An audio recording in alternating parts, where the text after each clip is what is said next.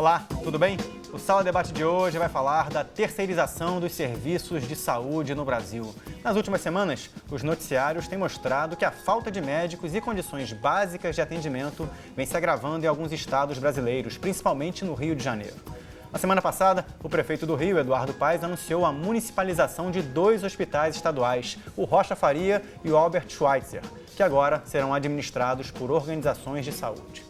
Este modelo de administração é possível graças à Lei 4.330, aprovada em 2015, que regulamenta os contratos de terceirização e vem causando aí polêmica no país mesmo antes da aprovação.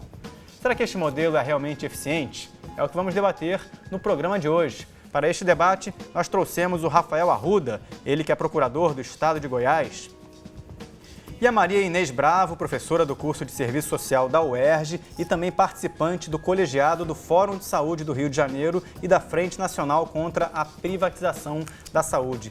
Maria Inês, Rafael, tudo bem com vocês? Olá, tudo bem? Tudo bem. Obrigado pela gentileza, a participação no programa de hoje. Maria Inês, deixa eu começar com você. Por que, tecnicamente, você é contra a terceirização dos serviços de saúde? Tudo bom? Tudo bom. Olha, a luta pela saúde nesse país é muito grande e nós tivemos experiências de privatização, principalmente uma experiência maior, na ditadura do Grande Capital, basicamente de 64 a 74, e a privatização da saúde e da educação. E os resultados não foram satisfatórios. Realmente, a gente já tem, desde aquele momento, resultados complicados com relação à privatização das políticas sociais, principalmente da saúde e da educação. E aí, isto gerou todo um movimento, que é um movimento fundamental no Brasil, que foi o movimento da reforma sanitária, ou seja, um movimento que construiu um sistema único de saúde, mas construiu muito mais, uma proposta maior de articulação da saúde com as demais áreas sociais, da saúde sendo vista na perspectiva das desigualdades sociais, da saúde sendo vista na perspectiva da integralidade. Ou seja, a proposta formulada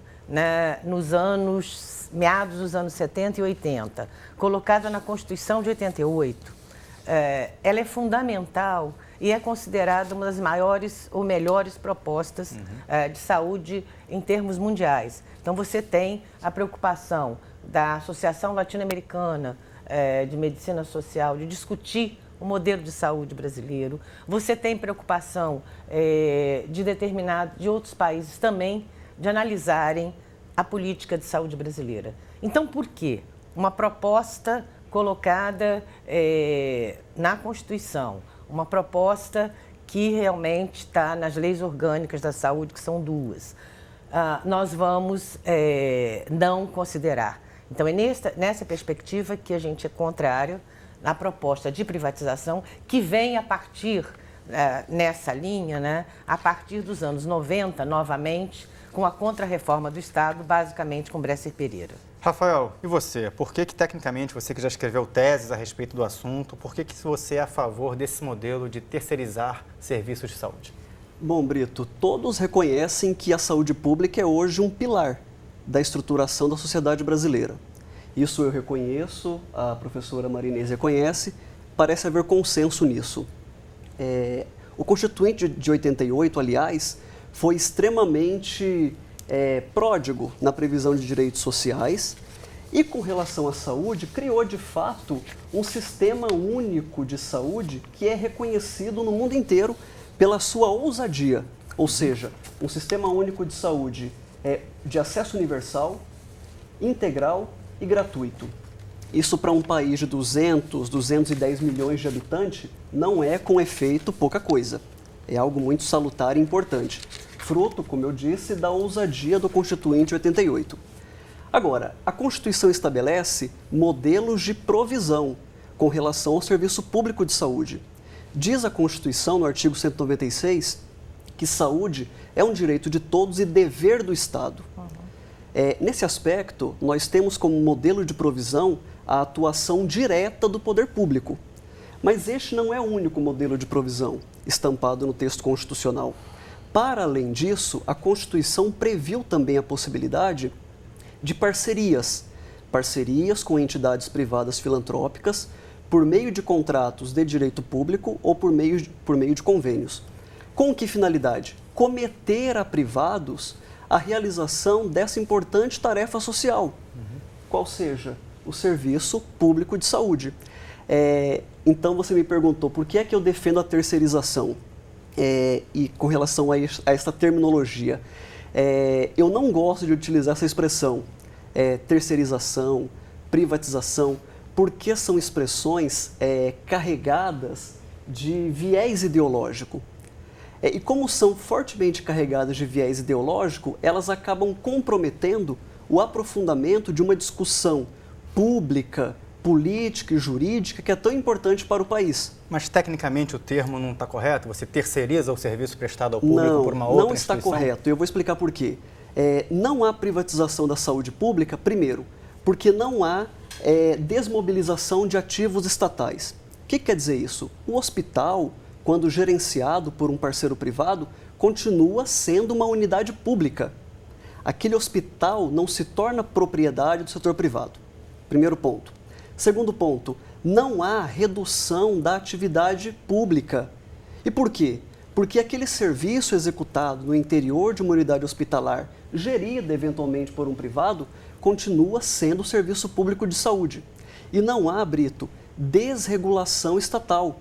Muito pelo contrário, nestes modelos de parceria, avultam em importância as atividades de controle, fiscalização, supervisão e acompanhamento por parte do poder público da atividade executada pelo privado.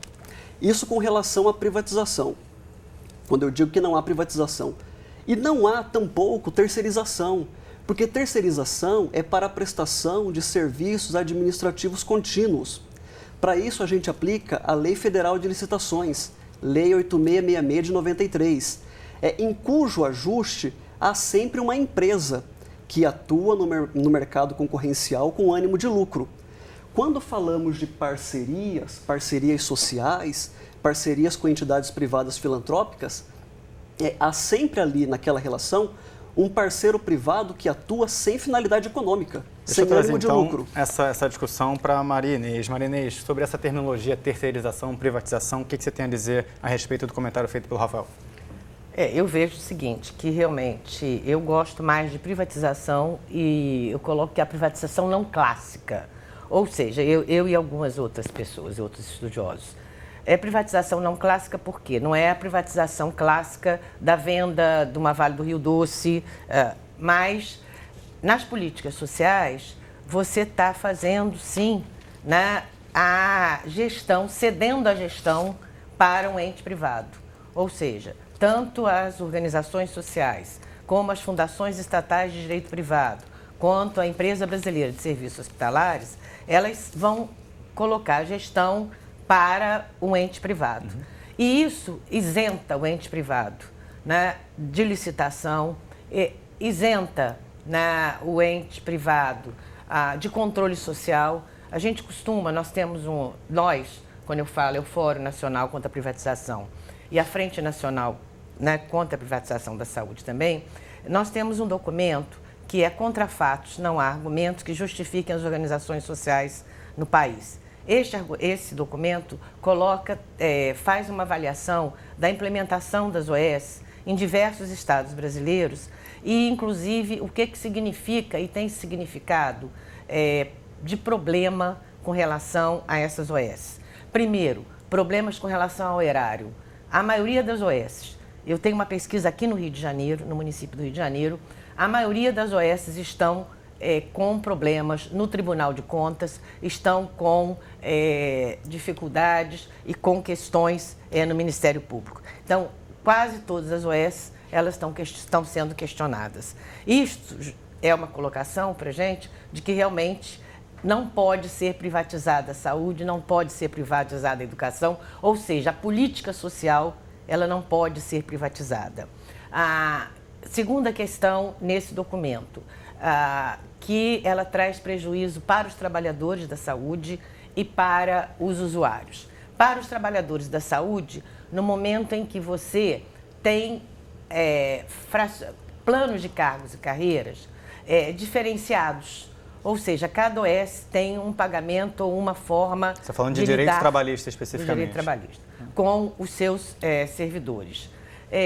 O que a gente percebe também é que esses servidores, eu sou uma defensora do RJU, ou seja, eu acho que o RJU, o Regime Jurídico Único, foi uma conquista da Constituição e que garante a autonomia do trabalhador, principalmente do trabalhador da saúde, porque a gente defende, inclusive, ao trabalhador para a saúde, a carreira única de Estado e plano de cargos, carreiras e salários. Pegando carona no que você está falando, já vou trazer algumas manifestações na internet e convidar o nosso próximo participante.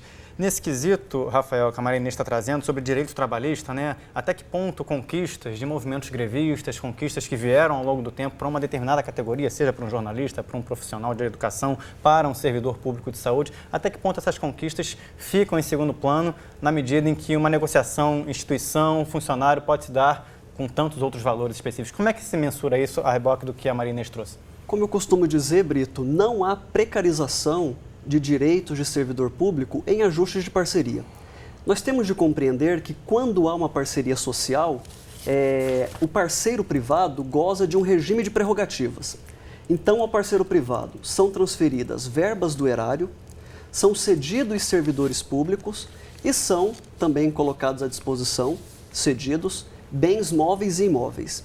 Nesse modelo compartilhado ou emparceirado da coisa pública, quando há a cessão de servidor público do Estado para o parceiro privado, esse servidor público tem preservado em sua integralidade todos os direitos, vantagens, garantias previstos na norma estatutária. O que acontece é que nestes modelos convivem dois regimes, ou seja, há o servidor público cedido pelo Estado, pelo poder público, lato sensu, e há também empregados privados contratados ou admitidos pelas organizações sociais, para então se desincumbirem dessa atividade de relevância pública. Os regimes convivem, de um lado o regime estatutário e de outro o regime contratual seletista, mas o que eu diria é que isso não representa dificuldade alguma para a implantação do modelo, quando eu tenho, sobretudo, ganhos de eficiência econômica e administrativa na gestão de unidades hospitalares e oferta de bens e cuidados em saúde por parte de um ator privado. Vamos então continuar com o debate e trazer à tela aí algumas manifestações que aconteceram nas redes sociais, alguma série de reportagem que também foi veiculada na internet, como artistas interpretaram essas questões relacionadas à terceirização da saúde. Vamos rodar aí, ó. Olha aí, reportagens, né? Funcionários do Rocha Faria, no Rio de Janeiro, protestam no dia da municipalização. Isso foi hoje, né? Isso, reportagem de hoje também no portal. Vamos ver outras reportagens aí, ó. Jornal Extra, TCM aponta irregularidades de 80 milhões de reais em contratos de 9 organizações sociais na saúde do Rio de Janeiro. Aí uma situação específica do Rio de Janeiro. Mais reportagens. Nova OS vai administrar o Hospital Rocha Faria, diz o secretário, também aqui no Rio de Janeiro passando por uma situação bem específica de saúde. Tá aí, ó, crise na saúde do Rio, gera atrasos no Instituto Médico Legal. É o País, Rio Olímpico agoniza na UTI, sem dinheiro para pagar hospitais públicos. E aí também as redes sociais, ó, uma série de manifestações aí no Facebook, Santa Catarina, tá aí, vamos rolar também o que estava acontecendo no Twitter, aí as pessoas entrando, publicação do Estadão, mostrando aí condições de atendimentos de emergência. Enfim, fóruns de internet acontecendo, né, as pessoas se manifestando com mais propriedade especificamente sobre a questão da saúde. E, por fim, vamos rodar aí algumas caricaturas, né? O público acaba também fazendo de uma situação como essa fruto de informação e artistas aí publicando as questões relacionadas.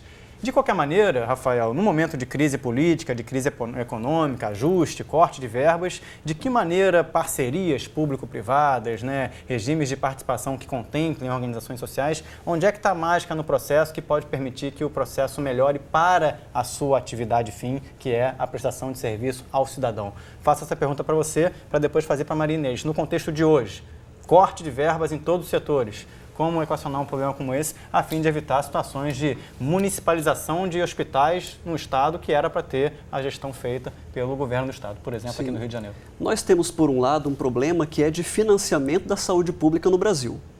Problema este enfrentado pelos vários entes da Federação, União, Estados e municípios. E, por outro lado, um problema de gestão. Quando o poder público recorre às parcerias, o que ele busca é melhorar a sua gestão administrativa, econômica, por meio de um ator privado que vai atuar livre das amarras burocráticas, especialmente Lei 8666 de 93, que é a Lei de Licitações. Um parceiro privado que vai atuar com muito mais agilidade, rapidez e eficiência. Então, estes são ganhos que o parceiro privado pode proporcionar, em tese, para a administração pública. Mas isso em condições normais de temperatura, pressão e orçamento, digamos assim, né? Que é o que não acontece nesse momento, né? Aí está a questão de, sem o recurso financeiro não tem mágica, né? Exatamente, mas a grande vantagem desse modelo é que os parceiros privados podem fazer mais com menos. É aquela ideia de valor for money. Marinês, só para a gente fazer um comentário rápido antes de eu chamar nosso próximo convidado. Eu acho que as experiências estão mostrando que não, né? O Rafael, né? Seu nome. A crise no Rio de Janeiro mostra que realmente foi superfaturado, basicamente, vários das OS que são credenciadas no Rio, 14 OS, 8 estão com problema e de superfaturamento. Então, a gente tem visto que a questão, né, da eficácia e eficiência não tem sido efetivada. A gente tem visto também que as metas são só metas quantitativas e não metas qualitativas colocadas pelo servidor. O servidor tem trabalhado com esse duplo regime que você colocou, que converge muito bem, né, o seletista com o estatutário. Não é verdade. Realmente essa é uma questão séria que faz com que realmente o seletista ele não tenha autonomia no seu trabalho, porque ele está o tempo inteiro sendo ameaçado de demissão. Então, consequentemente, o privado, gente, nunca deu conta da saúde. A saúde não pode ser, não é mercadoria. A saúde não pode ser submetida a leis do mercado.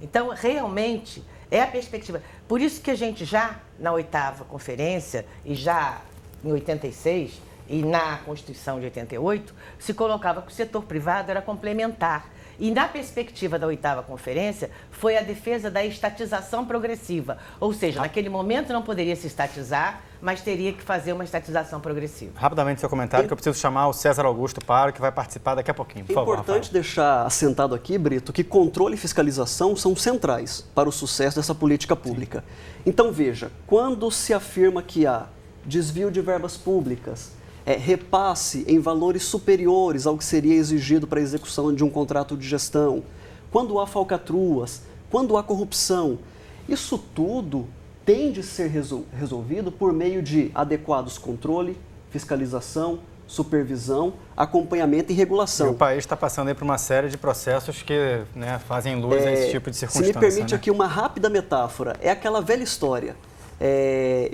Não é porque há esses desvios, e esses desvios existem, temos de reconhecer, que eu, gestor público, vou jogar a água da bacia com o bebê dentro.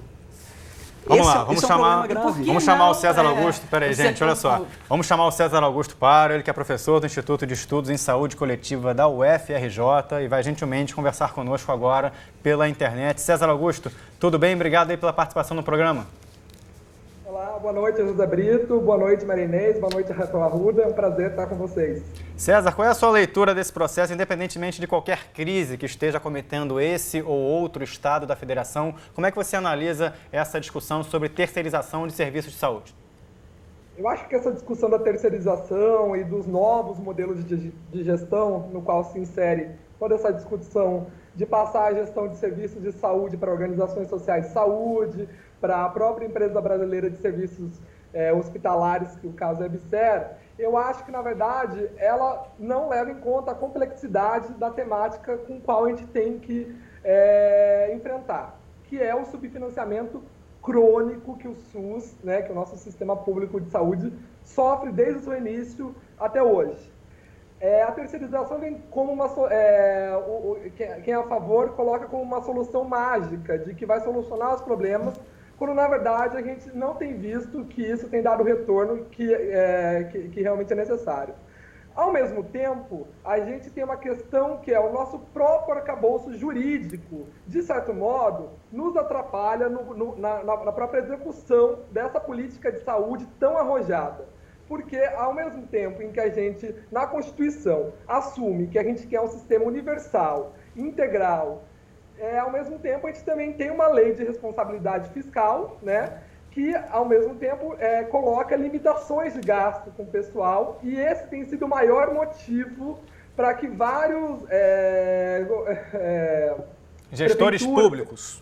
Isso, gestores públicos colocassem que estão já no limite, né, de despesa com o pessoal. Portanto, então, o único jeito de você fazer uma expansão desse sistema, de você expandir acesso ao serviço, de você contratar mais pessoal, é você terceirizar. Então, ao mesmo tempo, a gente tem que conseguir enfrentar também, pensar se queremos um SUS. Se a gente quer um SUS, um sistema universal, integral, de qualidade, a gente também precisa de uma legislação que cubra isso, né? Como, por exemplo, as próprias propostas de flexibilização da lei de responsabilidade fiscal para gastos com o pessoal em saúde. Então, essa é uma questão que a gente tem que enfrentar para conseguir assumir o SUS que a gente tanto defende. Agora, né? César, essa questão ela é anterior à lei de responsabilidade fiscal, né? E a situação da saúde pública no Brasil nunca teve num momento tão crítico como está agora, mas também não teve em mar de brigadeiro, em céu de brigadeiro, como era antes da lei de responsabilidade fiscal, né?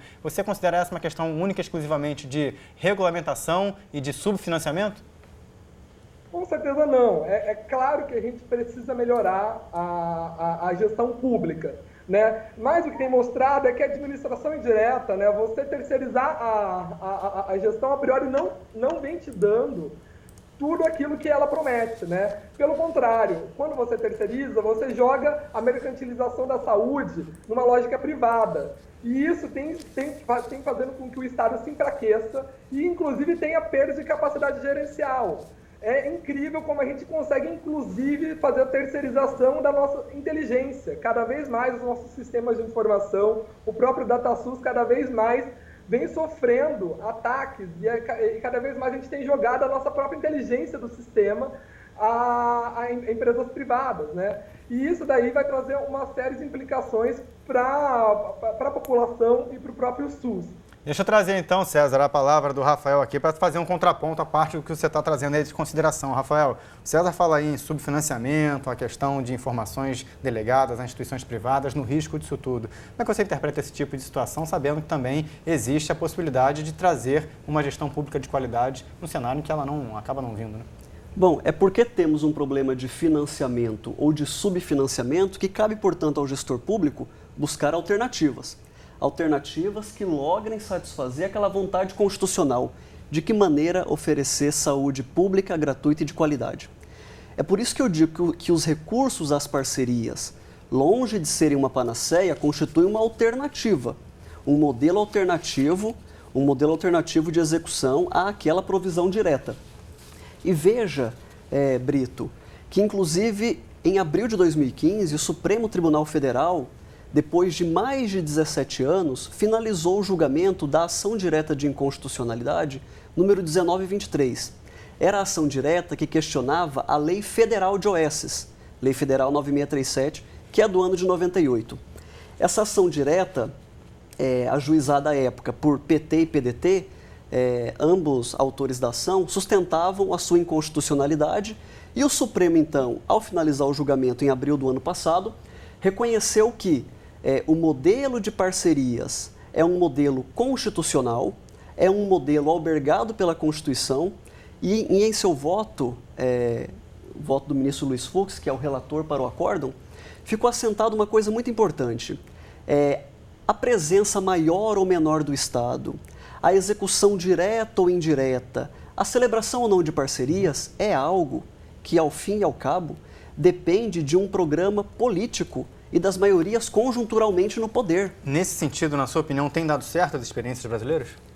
As experiências brasileiras, no geral, têm dado certo. Eu posso falar da realidade goiana, que é a realidade doméstica, a minha realidade, que eu conheço de perto.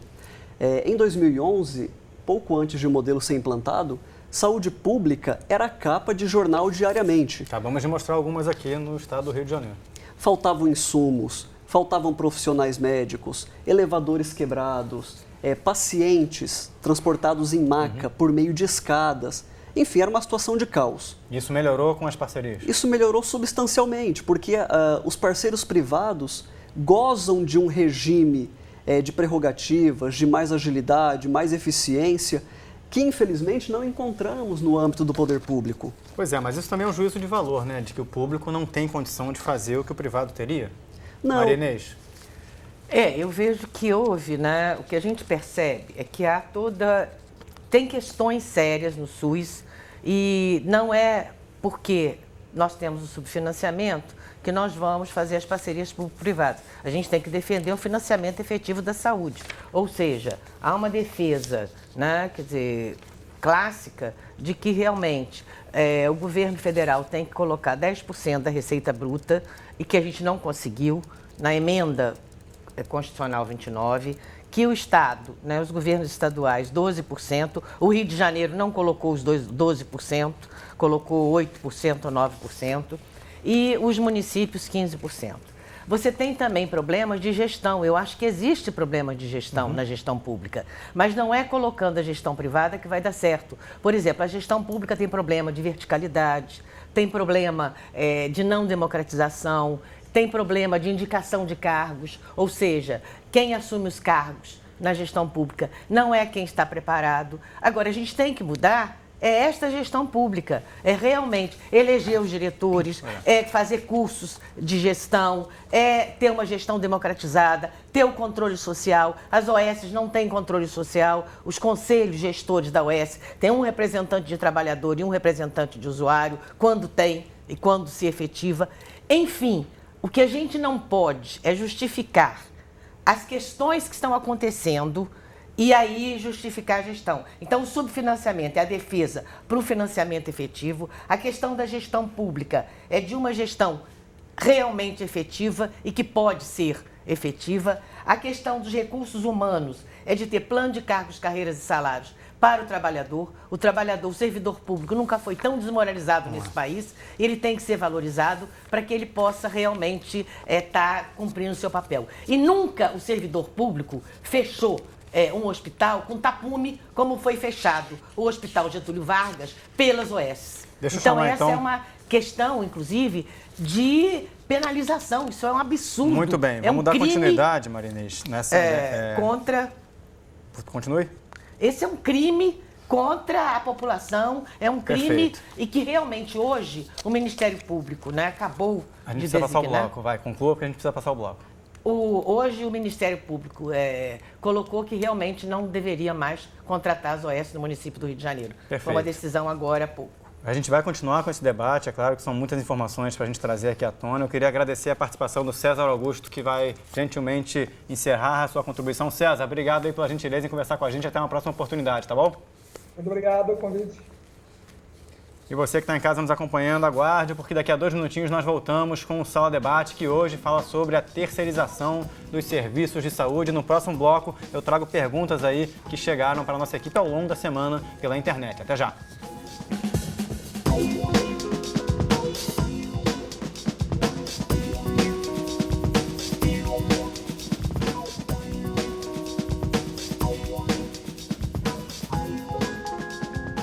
Olá, estamos de volta com o Sala Debate, hoje falando sobre a terceirização de serviços de saúde no Brasil. Conosco aqui no estúdio o Rafael Arruda, ele que é procurador do Estado de Goiás. E a Maria Inês Bravo, ela que é professora do curso de Serviço Social da UERJ e também participante do colegiado do Fórum de Saúde do Rio de Janeiro e da Frente Nacional contra a Privatização da Saúde. Eu vou trazer para vocês alguns comentários que surgiram ao longo da semana aqui pelas redes sociais a respeito do tema do programa de hoje. O primeiro comentário, Maria Inês, olha, da Evelyn Facchini, ela é pediatra da rede pública.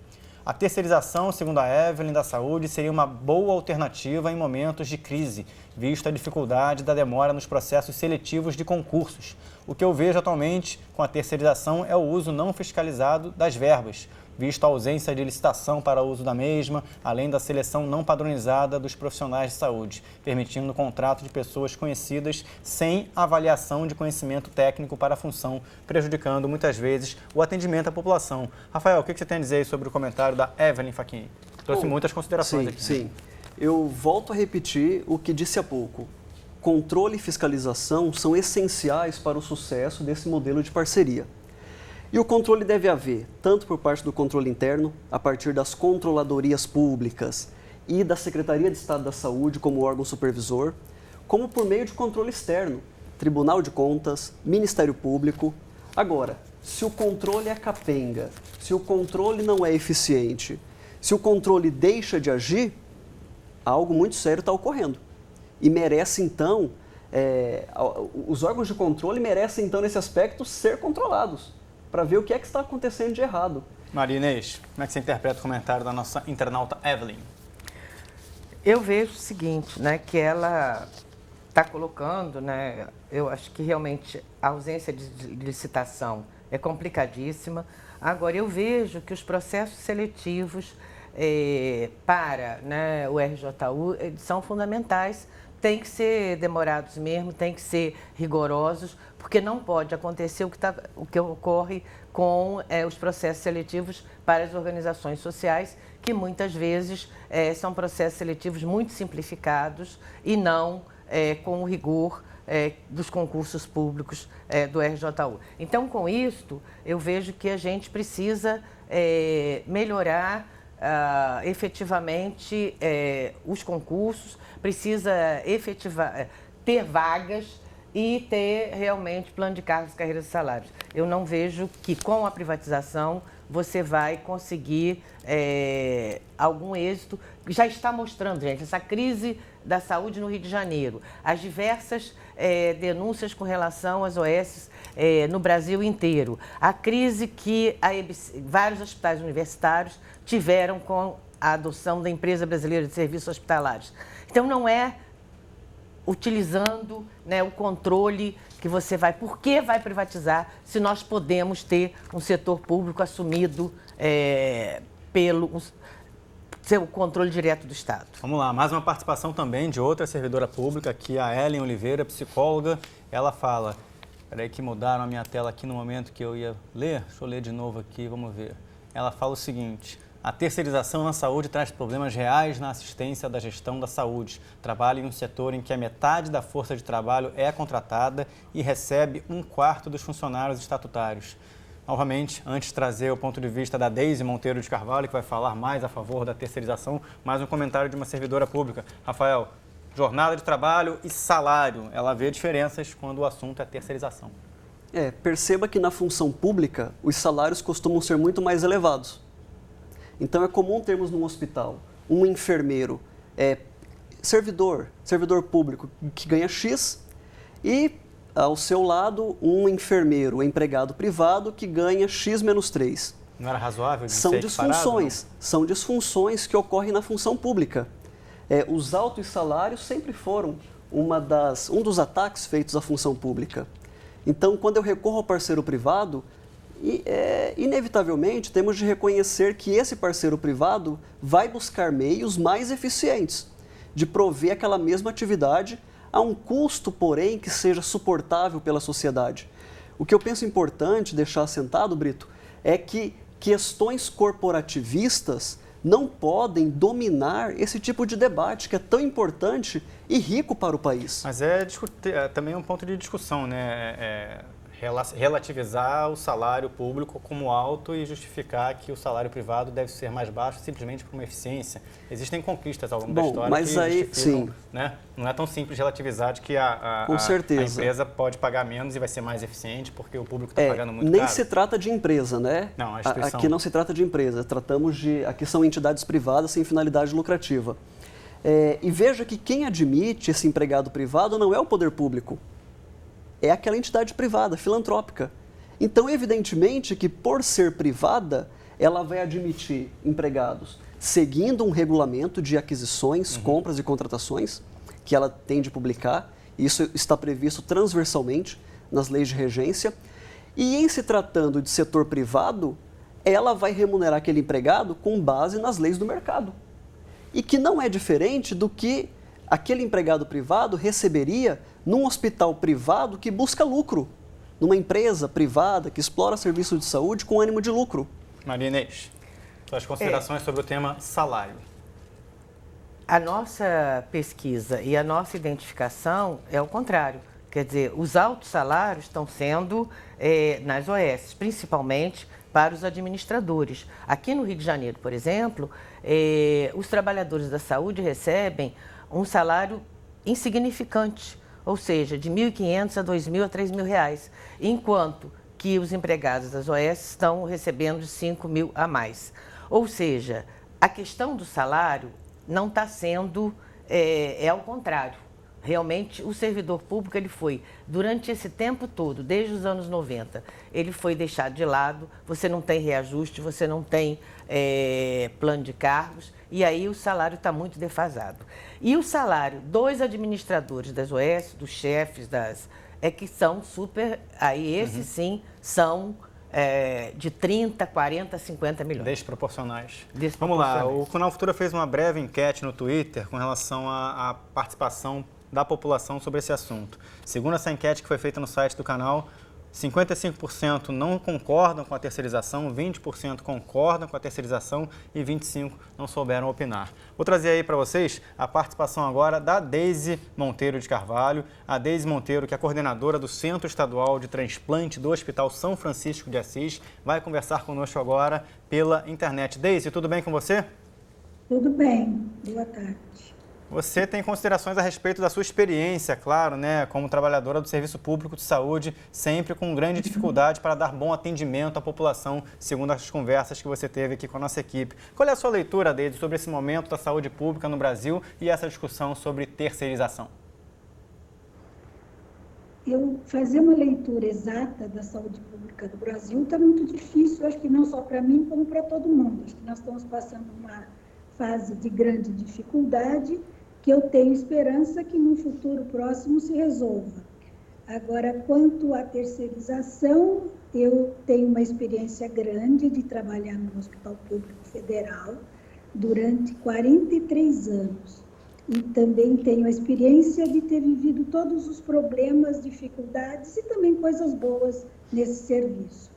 E há 3 anos eu venho trabalhando como terceirizado numa organização social.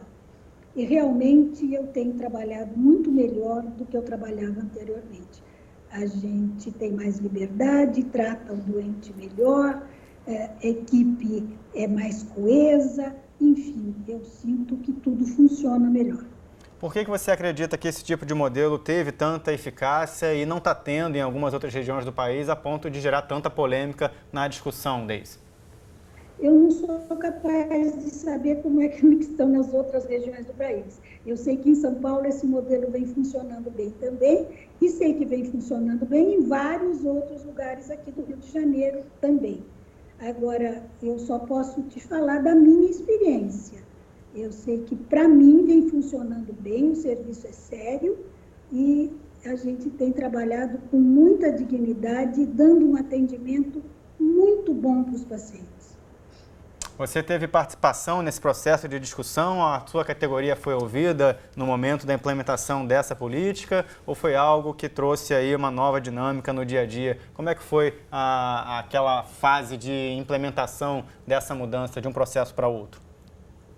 Não, eu trabalhei, como já falei, muito tempo no serviço público e chegou um momento que eu não estava conseguindo mais trabalhar adequadamente. Mais de 65 rins foram mandados para fora daqui do Rio de Janeiro por falta de capacidade de serem implantados no nosso estado. Você sabe que eu trabalho com transplante renal. Então, diante dessa situação complicada, eu tive a possibilidade de migrar para outro serviço, onde me deram a oportunidade de poder trabalhar e transplantar bem, e os doentes recebiam todos os recursos e tudo era provido, eu aceitei e estou muito satisfeita com essa nova experiência. Agora, as experiências dos outros lugares, como funciona em outros lugares, eu não posso responder para você. Eu vou te pedir para aguardar um pouquinho então, Deise, que eu vou trazer de novo a discussão aqui para o estúdio e já eu faço contato novamente com você, combinado? Tudo bem, não vai demorar muito? Não, é coisa rápida, só para as pessoas poderem participar justamente sobre esse seu ponto de vista. Marinês, o que você tem a dizer sobre esses comentários da Deise, que teve aí uma experiência positiva no que diz respeito à terceirização de serviços e até mudança de rotinas na sua instituição?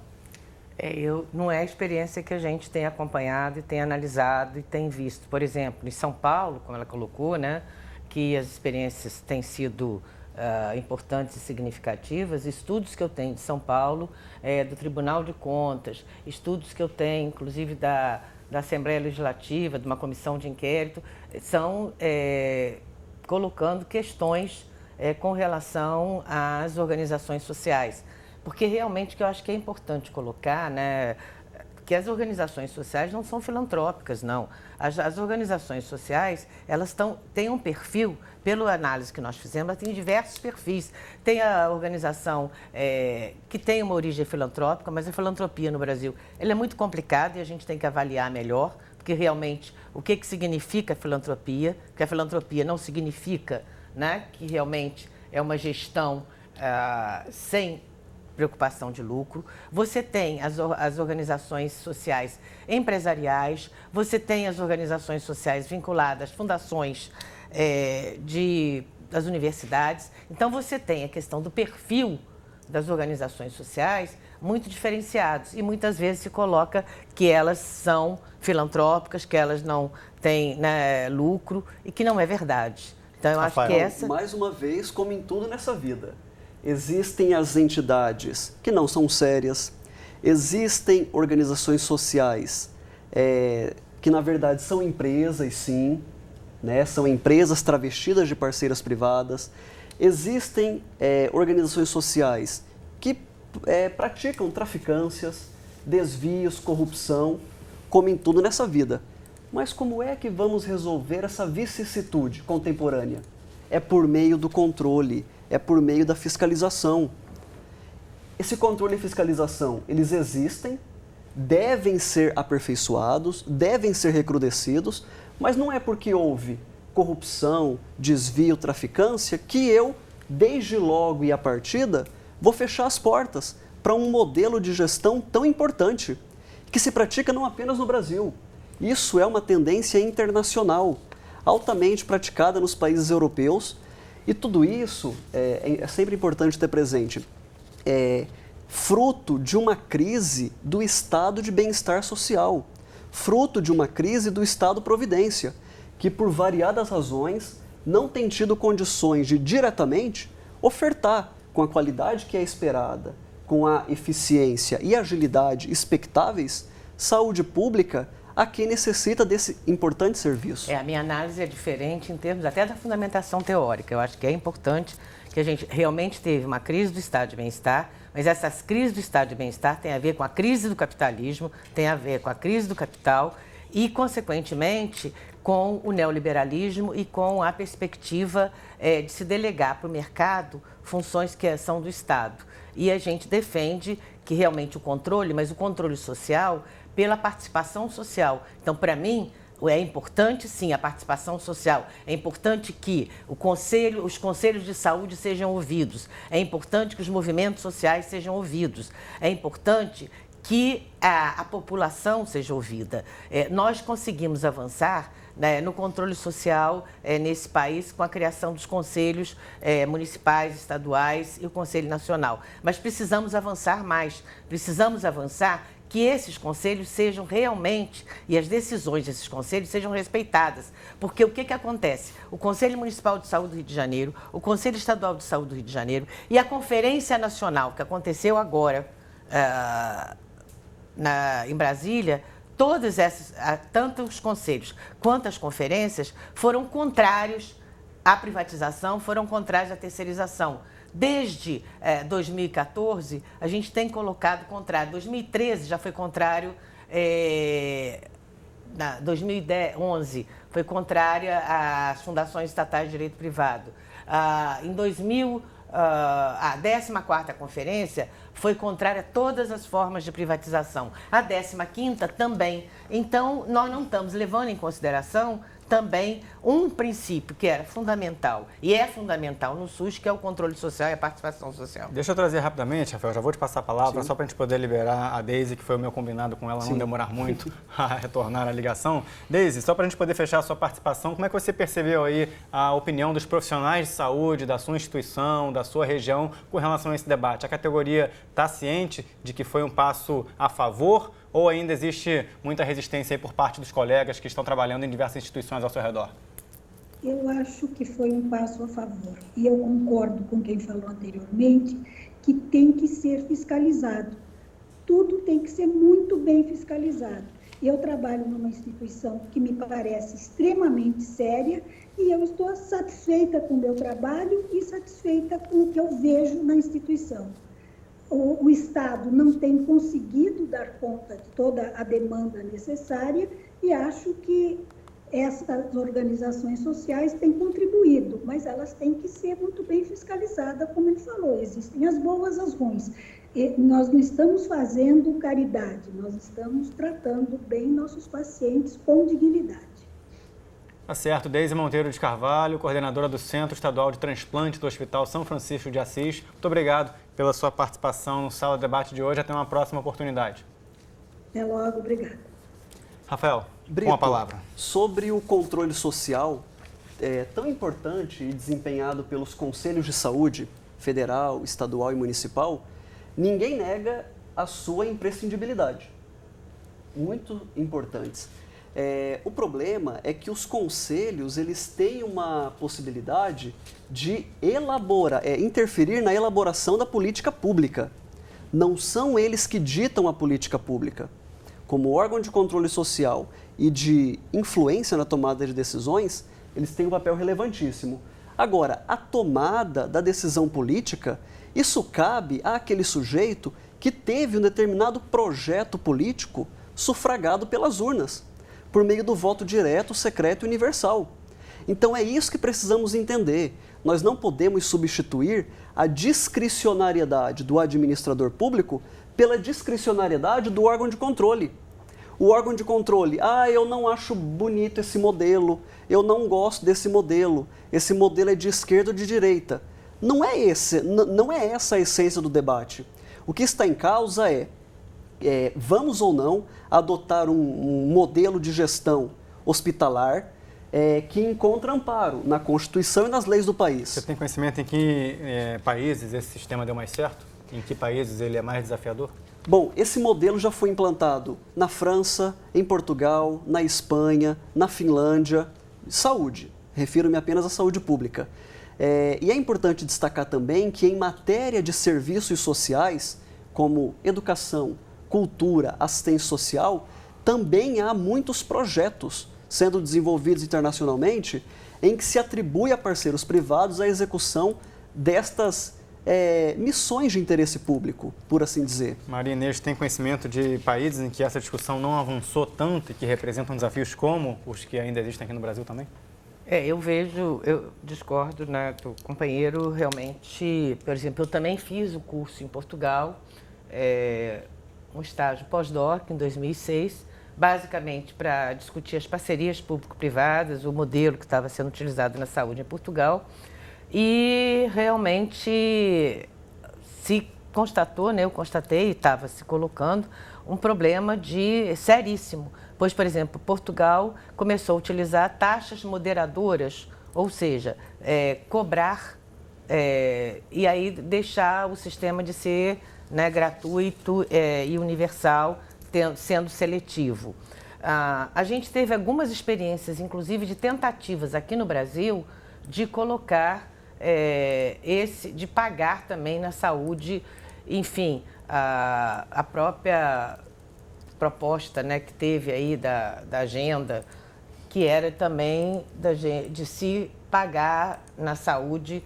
Enfim, você abre mecanismos no momento em que você não valoriza a saúde pública, de você não tem financiamento, de você não tem concurso público, de você não tem plano de cargos, carreiras e salário, de você não tem uma gestão pública que seja horizontal, que seja valorizada, você abre porta para que realmente questões aí de desmoralização do nosso sistema de saúde, porque eu vejo que o SUS ele não conseguiu ser implementado efetivamente, porque logo no momento em que ele começou ia ser implantado, vem, né, o neoliberalismo, vem nos anos 90.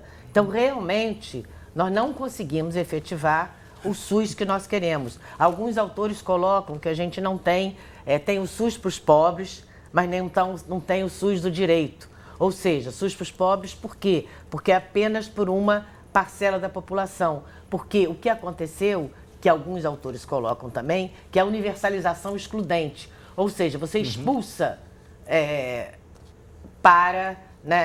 do SUS as camadas médias.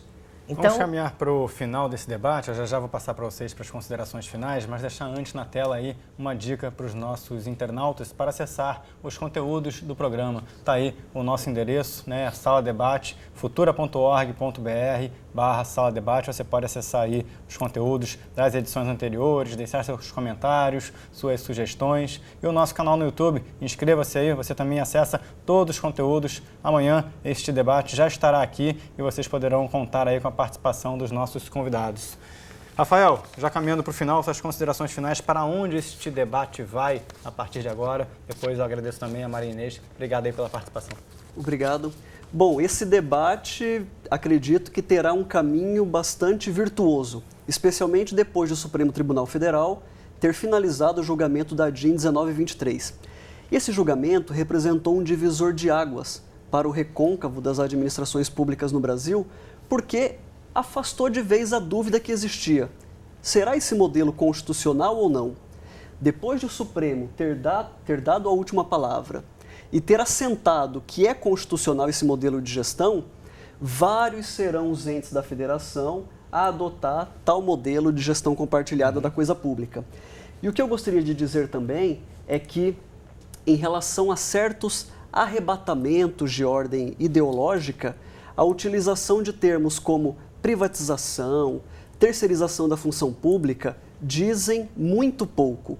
Eu gosto sempre de me servir de uma frase do escritor peruano Mário Vargas Llosa, num livro chamado Conversas com Vargas Llosa. É um livro-entrevista de autoria do Ricardo Sete, autor brasileiro. E o Vargas Llosa, nessa entrevista, diz o seguinte: olha, termos como privatização, terceirização, desmonte do Estado, são termos dotados de encanto, são termos dotados de feitiço, são quase como fórmulas religiosas. Portanto, nas palavras dele, é algo pouco sério. E por que é que eu me prendo tanto nessa questão? Porque, infelizmente, a adoção desse vernáculo, a adoção de tais palavras, num discurso que deve ser jurídico, ao fim e ao cabo, tem impedido que nós avancemos, que nós aperfeiçoemos esse modelo de gestão que é tão importante e que tem dado resultados tão salutares para vários entes da federação. Obrigado, Rafael, pela sua participação. Até uma próxima oportunidade. Obrigado, eu que agradeço. Maria Inês, muito obrigado pela participação. Seus comentários finais, por favor. Eu completamente contrário, né, Rafael? Realmente não é a decisão do Supremo Tribunal Federal, que foi uma decisão, inclusive, complicada, uma decisão tensa, em que houve divergências. O Aires Brito fez um voto diferenciado, colocando diversas inconstitucionalidades com relação às OS. O Marco Aurélio também colocou diversas inconstitucionalidades. Realmente, a votação foi uma votação muito apertada. Então, não é com esta decisão que nós vamos terminar. Porque eu vejo que a prática ou os resultados que nós estamos vendo e as pesquisas que estão sendo realizadas, porque nós não estamos falando aqui de eu acho e eu penso, nós estamos falando de pesquisas que estão sendo realizadas. Nós temos diversos cadernos, que inclusive pesquisas financiadas pela FAPERJ, e que colocam como é que está sendo a privatização, as OS no município do Rio de Janeiro. Nós temos o contra fatos, não argumentos, que coloca, inclusive, um levantamento do Tribunal de Contas, do Ministério Público e de pesquisas realizadas. Então, há um estudo e há a crise colocada hoje na saúde no município do Rio de Janeiro e no estado que identificam esse problema. Então, eu vejo que nós temos que, inclusive, revogar a lei das OS, que nós temos que defesa, né, o que a gente defende. Essas são suas considerações finais, por gentileza, Marinês. A gente está no finalzinho do programa. Frente é a defesa do SUS público, estatal, de qualidade, sob domínio e sob administração direta do Estado. E a gente sempre tem defendido o seguinte: saúde e educação não são mercadorias, que é importante que a gente tenha, que o SUS é nosso, ninguém tira da gente, direito garantido, não se compra e não se vende. Bom, cada um com a sua citação, com Vargas Llosa, com a Marinês fazendo suas considerações. Eu queria agradecer a vocês pelo debate de hoje. É lógico, não encerramos essa questão aqui. Você pode acessar a nossa página, o nosso canal no YouTube, deixar seu comentário, que mais pra frente a gente promove outra discussão. Rafael, Marinês, até a próxima. Até a próxima. Obrigado. A você de casa também, obrigado pela companhia. O Sala Debate fica por aqui. Tchau, tchau.